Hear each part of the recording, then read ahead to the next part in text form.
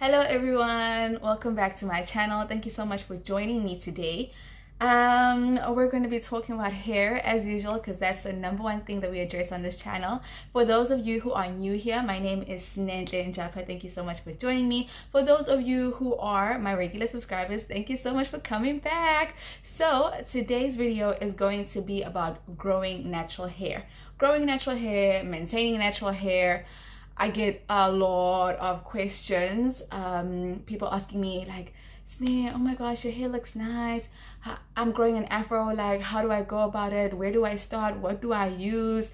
All of those questions, and like the natural hair journey can be so overwhelming, especially if you were relaxed before. And you're just trying to figure things out. You want your hair to look lush and healthy and big. So before we get into that, the number one thing is please make sure that you are subscribed to this channel.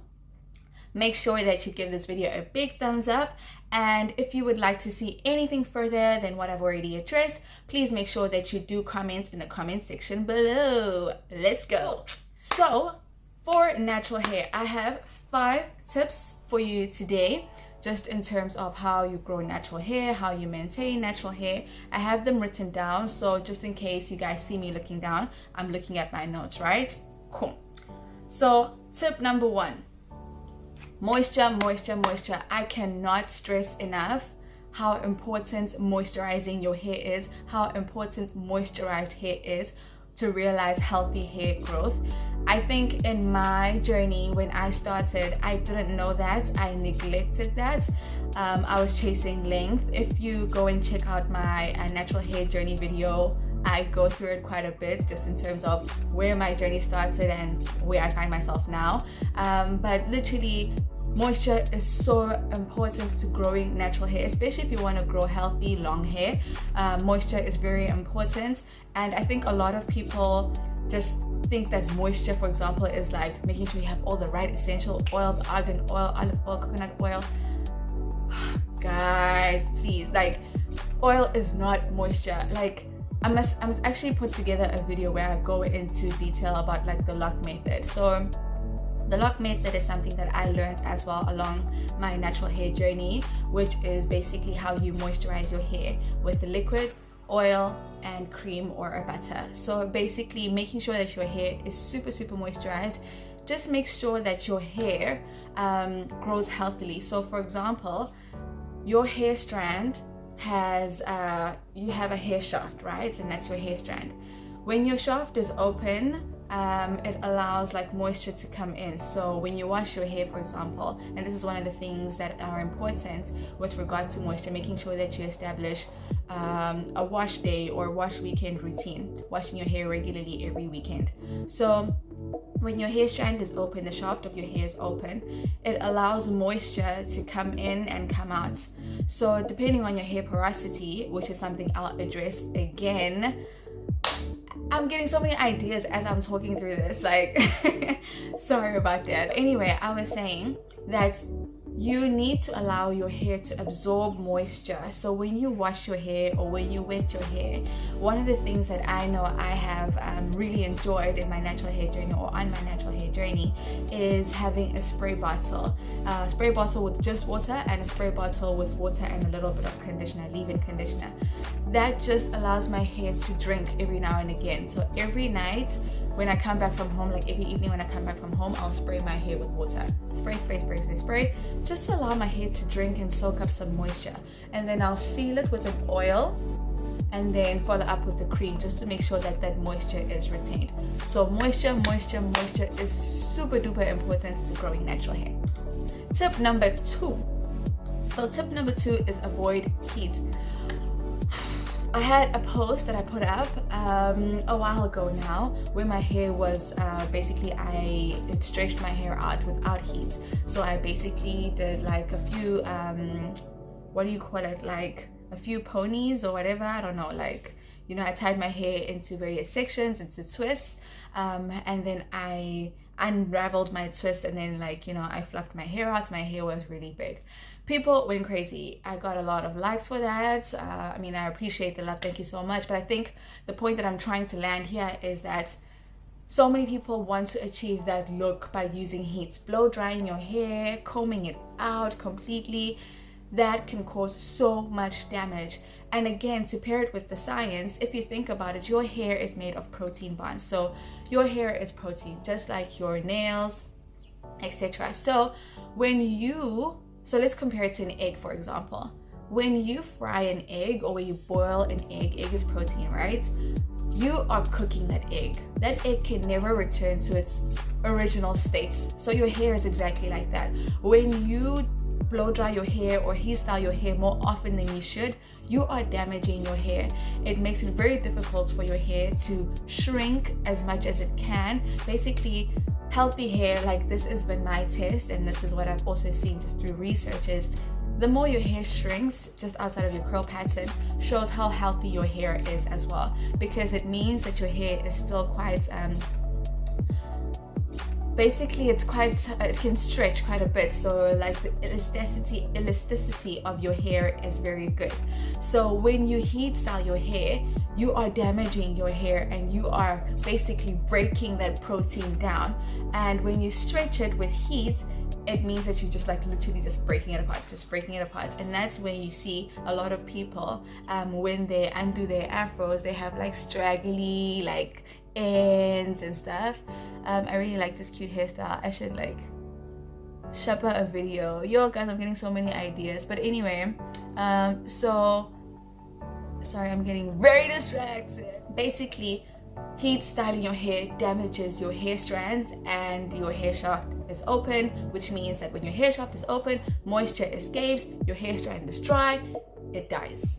So you don't want to do that, especially if you're trying to grow hair, especially if you're trying to retain length. Tip number 3. People don't like hearing this, but this is what I have found has worked for my hair. So my hair is pretty much shrunken. It's not as shrunken as it could be, right? My hair shrinks to about like there. But it's basically like in healthy shrinkage right now, which is, I prefer it that way. I actually like my hair this length. But essentially, like I was stretching my hair out now, you can see that my hair is pretty long, right? But what I try to do, and this is tip number 3, is exercise a healthy balance between shrinkage and stretch. A lot of people, and in a lot of instances, what we like, to the point I was referring to earlier about my post, people like the big natural hair look. My hair is fluffy, my hair is huge, my afro is grown. It's a beautiful look, no doubt. But when you do that too often, again, you're manipulating your hair strands all the time. You're tiring your hair, and the elasticity of your hair basically goes down or decreases, which means that your hair gets damaged because you're always touching it, you're always stretching it, you're just always manipulating it, and that can cause a lot of damage. But when you exercise a healthy balance between stretching your hair for certain hairstyles or a certain look that you're trying to achieve, and exercising that between that and shrinkage, which is like basically just washing your hair, making sure that it's nicely moisturized, and wearing it really short, like in its natural state, your hair is able to retain moisture, which means that your hair is healthier, which means that you can retain length. So tip number 4 is exercising healthy protective styling. This one is a bit tricky because we like our weaves, we like our wigs, we like our braids, right? But in all honesty, and this is not to put you off growing natural hair or enjoying your natural hair at all, no. Like you can enjoy your natural hair in its shrinkage, you can enjoy your natural hair like this, like me basically. Just like literally just like washed hair, and then you just like literally don't. So like how I achieved this stuff, for example, is I literally had like 4 twists, which made my hair wasn't as stretched as, you know, like mega stretched. It was just semi-stretched. Literally sprayed some water, made sure that I moisturize it with some butter, and I just tied the front up, right? I can still enjoy my hair, style it up, it still looks cute, right? But when we when we try out protective styles, wow. What we usually tend to do is we exercise unhealthy protective styling. So what I mean by exercising healthy protective styling is making sure that whenever you style your hair, or you install a protective style, or you want to try out a protective style, it's a style that doesn't tug on your edges, for example. I'm talking a lot and I'm finding myself swallowing a lot, sorry. So it just means that your hairstyle doesn't tug on your edges a lot. So I did braids that did tug on my edges at some point, so I undid those. But anyway, like I have my hairline starts here anyway, and then this is just like baby hair. It just means that you need to make sure whenever you're styling your hair, you're doing braids for example, that whoever is doing your braids doesn't start here, because girl, you are going to regret it, right? And then don't keep your hairstyle in for too long. That's another thing, because one, it means that your hair is thirsty underneath. You can spray it with the water, you can do everything. I mean, it's great, you know, it's going to help you, but it's not going to give your hair exactly what it needs. It means that your hair is neglected for a long period of time. And then you can do cornrows, right? Cornrows, make sure that whenever you have your cornrows in, your hair is nicely moisturized. You treat your hair before you exercise protective styling. That's the one thing I found helps a lot. So even when you have your wig in, I would prefer wigs than weaves, because it just means that you can take the wig off, spray it with water, spray your cornrows with water when you get home, and just massage your scalp. That really helps with just like circulation and hair growth as well. So yeah, exercising protective hairstyling, leave the edges alone and don't keep your protective style for more than a month.